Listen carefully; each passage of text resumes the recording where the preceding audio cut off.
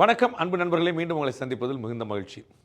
பாரத பிரதமர் நரேந்திர மோடி அவர்கள் தன்னுடைய 11 ஆண்டு கால பிரதமராக ஆட்சி காலத்தை நிறைவு செய்திருக்கார். மொத்தமாக கிட்டத்தட்ட 23 வருஷமாக அவருடைய அந்த அதிகார பதவியில் இருக்கார். முதலமைச்சராகவும் குஜராத் மாநிலத்தில் அண்ட் பிரதமராகவும் இந்தியா முழுக்க. அப்போ 11 வருஷத்தில் அவர் என்ன செஞ்சிருக்கிறார் அப்படிங்கிற ஒரு முக்கியமான கேள்வி வருது. அதாவது என்டிஏ கவர்மெண்ட் அமைஞ்சிருக்கு, பிஜேபியுடைய தலைமையில் அமைஞ்சிருக்கு. அவங்க என்ன செஞ்சாங்க அப்படிங்கிற ஒரு முக்கியமான கேள்வி இருக்குது. தமிழ்நாடு மாதிரியான ஒரு மாநிலத்தில், குறிப்பாகவே தெற்க இருந்தாலும் எஸ்பெஷலி தமிழ்நாட்டில் பார்த்தீங்கன்னா ரொம்ப ஸ்ட்ராங்கான ஒரு எதிர்ப்பு இருக்குது. தமிழ்நாட்டில் பாஜக காலுன்ற முடியாது அப்படின்னு. என்ன காரணங்கன்னா, அவங்க பண்பாட்டு போர், அரசியல் போர், அந்த போர்னு போர் போர் போர் அப்படின்னு ஒரு கூக்குரல் எழுது. அப்போ உண்மையிலேயே என்ன செஞ்சிருக்காரு நரேந்திர மோடி அவர்கள்? இந்தியாவில் ஏதாவது செஞ்சுருக்கிறாரா? ஒரு 11 வருஷத்தில் ஏதாவது டிஃப்ரென்ஸ் இருக்குதா அப்படிங்கிற ஒரு முக்கியமான கேள்வி. பிறகு தமிழ்நாட்டுக்கு ஏதாவது செஞ்சிருக்கிறாரா அப்படிங்கிற கேள்வி. இந்த கேள்வி நம்முடைய துணை முதலமைச்சர் திரு உதயநிதி ஸ்டாலின் சொல்லியிருக்காரு. 27 பைசா மோடின்னு தான் நான் சொல்லுவேன். ₹1 கொடுத்தா 27 பைசா திரும்பி கிடைக்கலந்து, தமிழ்நாட்டுக்கு ஒன்றுமே கிடைக்கலன்னு சொல்லுது. தமிழகம் வஞ்சிக்கப்படுகிறதுங்கிறது, வடக்கு வாழ்கிறது, தெற்கு தேர்ந்து நிறைய வசனங்கள்னு சொல்லியிருக்காங்க. அப்போ நம்ம எமோஷனல் ஆகி பொலிட்டிக்கலாக பண்ணுறது அவங்க பண்ணிட்டு போடணும். நம்ம டேட்டா பூர்வமாக, டாக்குமெண்ட் பூர்வமாக நம்ம யோசிக்கணும். தமிழ்நாட்டுக்கு இந்த 11 இயர்ஸில் மட்டும் பாரத பிரதமர் நரேந்திர மோடி வந்த பிறகு மட்டும் என்ன கொடுத்துருக்காங்கன்னு பார்ப்போம். அதுக்கான டேட்டா பார்க்கும்போது PM ஆவாஸ் யோஜனா அப்படின்னு சொல்லக்கூடிய பாரத பிரதமர் நரேந்திர மோடி அவர்கள் பேரில் இருக்கக்கூடிய குடியிருப்பு திட்டம், வீடுகள் திட்டம், அந்த வீடு திட்டம் தமிழ்நாட்டுக்கு மட்டுமே 12 லட்சம் கிராமப்புற வீடுகள். 12 லட்சம் பாஸ், நல்லா ஞாபகம் வச்சுங்க, கிராமப்புறங்களில் மட்டுமே. அடுத்து பாருங்க, PM ஆவாஸ் யோஜனா 6 லட்சம் நகர்ப்புற வீடுகள். கிட்டத்தட்ட 18 லட்சம் வீடுகள் இந்த 11 வருஷத்துல மட்டும். 18 லட்சம் வீடுகள் அப்படின்னா கிட்டத்தட்ட 1.25 லட்சம் வீடுகள் எவ்ரி இயர் வருஷந்தோறும் மோர் தென் 1 லேக் ஹவுசஸ் சென்ட்ரல் கவர்மெண்ட் ஸ்கீமில் தமிழ்நாட்டில் கட்டி கொடுக்கப்பட்டு முக்கியமாக பார்க்கணும். அடுத்து ஸ்வச் பாரத் ஸ்கீமில் 59 லட்சம் கிராமப்புற கழிப்பறைகள். நம்ம ஏற்கனவே பார்த்தோம்ல, இந்தியா முழுக்க தமிழ்நாட்டில் மட்டும் 59 லட்சம் கிராமப்புற கழிப்பறைகள் ஸ்வச் பாரத் ஸ்கீமில் பாரத பிரதமர் நரேந்திர மோடி தலைமையில் தமிழ்நாட்டுக்கு மட்டுமே கிடைச்சுன்னு பார்க்கணும்.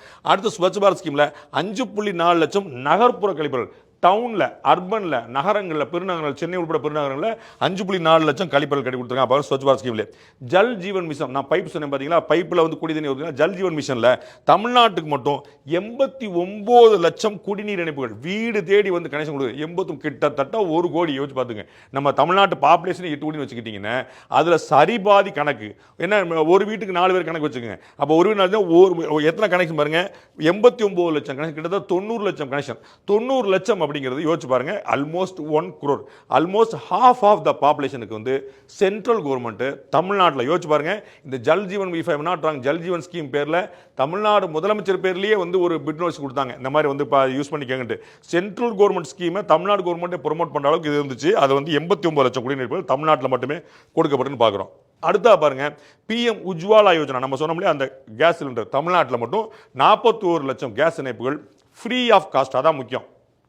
அந்த இணைப்பு எந்த விதமான காஸ்ட்லாம் முன்னாடி உங்களுக்கு ஞாபகம் இருக்கும். எனக்கு நான் ரொம்ப சின்ன பிள்ளை சேலத்தை ஒர்க் பண்ணிட்டு இருக்கும்போது திரு வாழப்பாடி ராமமூர்த்தி அப்போ பெட்ரோலியம் மினிஸ்டராக இருந்தார்.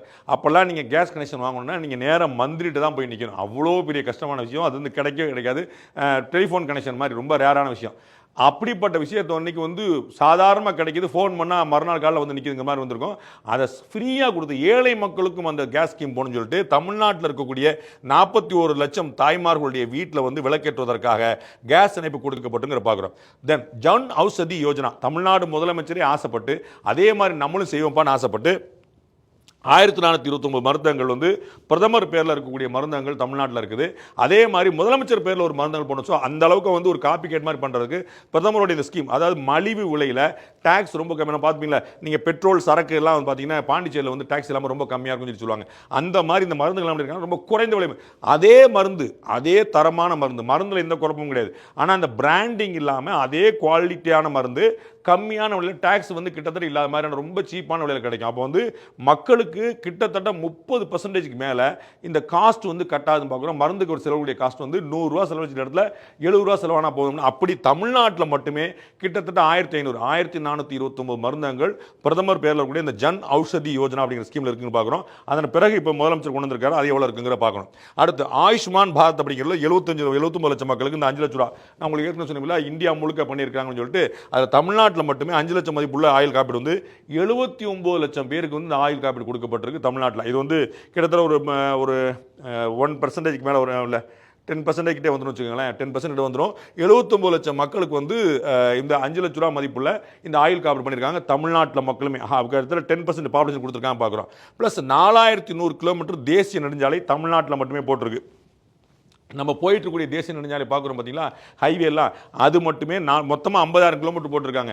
அதில் ஆல்மோஸ்ட் நெருக்கி எடுத்துகிற 9% வரைக்கும் 4100 கிலோமீட்டருக்கு தமிழ்நாட்டில் மட்டுமே தேசிய நெடுஞ்சாலை போட்டிருக்காங்க பார்க்குறோம். அப்புறம் 1303 கிலோமீட்டருக்கு புதிய ரயில் பாதை. இந்த ரயில் பாதை என்ன விசேஷம்னா, மாண்புமிகு நிதியமைச்சர் வந்து சென்னை வந்தபோது சொன்னாங்க, இந்த ரயில் பாதையில் விசேஷம் என்னென்ன, இலங்கையில் இருக்கக்கூடிய ஒட்டுமொத்த ரயில் பாதை எவ்வளவோ அந்த ரயில் பாதைக்கு சமமாக இங்கே மட்டும் போட்டு கொஞ்சம் நாங்கள் தமிழ்நாட்டில் மட்டுமே 1303 கிலோமீட்டருக்கு இந்த 11 வருஷத்தில் மட்டும் ரயில் பாதை வந்து சீர்படுத்தப்பட்டிருக்கு, போடப்பட்டிருக்கு. அது எவ்வளவுனா ஒட்டுமொத்த இலங்கையில் எவ்வளவு இருக்குதோ அதற்கு சமம். அப்படின்னா அப்ப தமிழ்நாட்டுக்கு சென்ட்ரல் கவர்மெண்ட் முக்கியத்துவம் கொடுக்குதா அப்படிங்கிறதுக்கு இதெல்லாம் பதில். இன்னமும் இருக்கு வச்சுக்கோங்களேன், முடியல வச்சுக்கோங்க. தென் 2242 ரயில் பாதைகள் மின்மயம். நம்ம மின்மயமாக்குற பற்றி சொன்னோம் பார்த்தீங்களா, டீசல் வந்து மிச்சம் பண்ணுறது, அந்நிய செலவாணி பற்றி சொன்னோம் பார்த்தீங்களா, 2242 ரயில் பாதை மின்மயம். அதனால என்ன அர்த்தம், 94% தமிழ்நாட்டில் இருக்கக்கூடிய ரயில்வே ட்ராக்ல 94% வந்து எலக்ட்ரிஃபைடுன்னு பார்க்குறோம். அது வந்து எவ்வளோ முக்கியமான விஷயம் பார்த்துங்க. அதன் மூலமாக நமக்கு வந்து எவ்வளவு டீசல்லாம் மிச்சமாக பாருங்க. அடுத்து 54 கிலோமீட்டருக்கு சென்னை மெட்ரோ. மெட்ரோ ரயில் சென்னையில் கூடிய ஒருத்தர் தெரியும், பல பணக்காரர்கள் நான் பார்த்துருக்கேன், பெரிய பெரிய கார் வச்சிருக்கிறவங்கலாம் ஏர்போர்ட் போகணும்னா அவங்க மெட்ரோ ரயில் தான் யூஸ் பண்ணுறாங்க. ஏன்னா டிராஃபிக்கில் போனால் மாட்டிக்கிடுவோம், எப்போ டயத்துக்கு ஃப்ளைட்டை பிடிக்க முடியாது. அதுக்கு பதிலாக நீங்கள் எங்கே இருக்கீங்களோ, அடையாறுல அங்கே எங்கே இருக்கீங்களோ, டபக்கு நீங்கள் மேலே ஏறி நீங்கள் வந்து மெட்ரோ பிடிச்சிங்கன்னா நேராக கொண்டு வந்து திரிசூலத்தில் இறக்கி விட்டுருவாங்க. அப்படியே நடந்து போயிடலாம், நம்ம வந்து எஸ்கலேட்டருக்கு போயிடலாம், ஒரு பிரச்சனை கிடையாதுன்னு சொல்லிட்டு இது எல்லாரும் ப்ரிஃபர் பண்ணக்கூடிய விஷயமா மெட்ரோ மாதிரி இருக்குது. அது சென்னைக்கு கொடுக்கப்பட்டிருக்கு.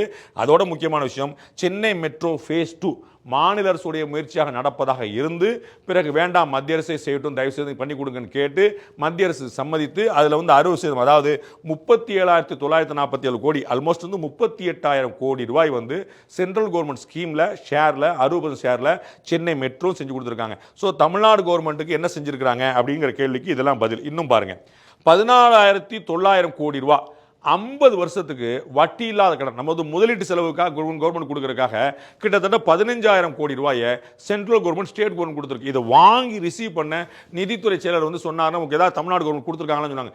வட்டி இல்லாத கடன் 50 வருஷம் என்ன ஆல்மோஸ்ட் திருப்பி கொடுக்க வேண்டாங்கிறது தான் கணக்குமே. அப்போ வந்து நான் ஒரு 15,000, இது வந்து ஜிஎஸ்டி ஷேரு மற்ற எந்த ஷேரும் கிடையாது, சென்ட்ரல் கவர்மெண்ட் அப்படியே அனாமத்தா கொடுத்துருக்கு. கிட்டத்தட்ட 15,000 கோடி ரூபாய். இதுக்கு என்ன 50 வருஷம் கழிச்சு நீங்க கொடுத்தா போதுங்க, வட்டி இல்லாத கடன். அப்படின்னு 50 வருஷம் கழிச்சு எந்த கவர்மெண்ட் வரப்போகுது, அப்படி காசே கொடுக்கணும், அந்த மாதிரி சென்ட்ரல் கவர்மெண்ட் கொடுத்துருங்கிற பார்க்குறோம். மூலதன செலவுகளுக்காக அந்த பர்பஸ் வந்து ரொம்ப தெளிவாக இருக்கணும். ப்ளஸ் அம்ருத் ஸ்கீம் அப்படின்னு சொல்லி நகர்ப்புறங்களை மேம்பாடு நம்ம போன பீரியட்லேருந்து ஆரம்பிச்சு பண்ணிட்டு இருந்தாங்க. அந்த அம்ருத் ஸ்கீம் மூலமாக 28 நகரங்களில் 16 லட்சம் குடிநீர், 16 லட்சம் குடும்பங்களுக்கு வந்து குடிநீர் கிடைக்கிறதுக்கான வசதிகள் வந்து இந்த அம்ருத் ஸ்கீம் மூலமா பண்ணாங்க.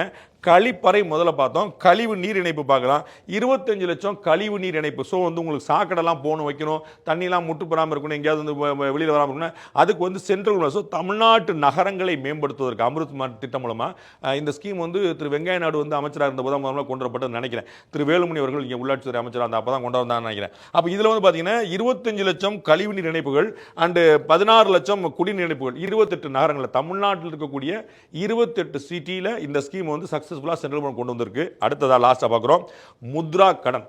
இந்தியாவிலேயே முத்ரா கடன் அதிகமாக பயனாளிகள் கொண்ட மாநிலம் தமிழ்நாடு. நம்பர் மாநிலம் 20 லட்ச ரூபா, முன்னாடி 10 லட்ச ரூபா, இன்னைக்கு 20 லட்ச ரூபா.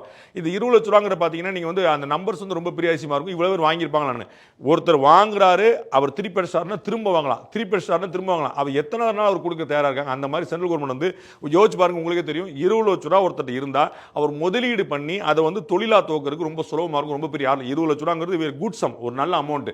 அப்போ 20 லட்ச ரூபா சென்ட்ரல் கவர்மெண்ட் வந்து எந்த அடமானமும் இல்லாமல், மார்ட்கேஜ் எதுவும் இல்லாமல், வேற ஏதாவது பொருளை வை, வீடை வை, நகையை வைன்னு இல்லாமல் முத்ரா அப்படிங்கிற பேரில் தொழில் தூங்குவதற்காக, தொழில் முனைவோருக்காக கொடுக்க. முன்னாடி 10 லட்ச ரூபா வச்சிருந்தாங்க, இப்போ 20 லட்ச ரூபா. அது இந்தியாவிலேயே அதிகம் பயனாளிகள் கொண்ட மாநிலமாக தமிழ்நாடு இருக்கு. இதெல்லாம் தமிழ்நாட்டுக்கு மத்திய அரசு செய்தது. தமிழ்நாட்டுக்கு என்ன செஞ்சதுங்கிற பார்த்தோம். 2014க்கு முன்னாடி என்னன்னு பார்த்தோம். வரலாற்று சிறப்பு மிக்கதா, இதற்கு முன்னாடி யாராலையும் செய்ய முடியாத விஷயங்கள்லாம் பார்த்தோம். இதுதான் லாஸ்ட் 11 இயர்ஸில் நடந்தது. இதெல்லாம் உண்மையா பொய்யா, அரசியல்வாதிகளுடைய பார்வை கூட்டம். நாம் வந்து டேட்டாவை சொல்லியிருக்கிறோம், துறை வாரியாக சொல்லியிருக்கிறோம். எப்போ நடந்துங்கிறது சொல்லியிருக்கோம். இது எலெக்ஷன் டைம் வரப்போகுது, வந்துருச்சு. ஆல்மோஸ்ட் பிரச்சாரம் ஓரணியில் தமிழகம்னு திமுக கிளம்பிருச்சு. இந்த பக்கம் வந்து மக்கள் பயணத்தை வந்து எடப்பாடி பழனிசாமி கிளம்பிட்டாரு. ஸோ எல்லாருமே இந்த பக்கம் கிளம்பியிருக்கும் போது ஆளாளுக்கு ஒன்று சொல்லுவாங்க. இதில் உண்மை எது பொய் எதுங்கிறது இந்த டேட்டா சொல்லும். இதற்கு ஏதாவது கவுண்டர் பாயிண்ட் சொல்ல முடிஞ்சால் நமக்கு அது ஒரு செய்தியாக இருக்கும். அப்படி ஏதாவது கவுண்டர் பாயிண்ட் கொடுப்பாங்களான்னு காத்திருக்கிறோம். மீண்டும் இன்னொரு சந்திப்போம். அதோட நன்றி, வணக்கம்.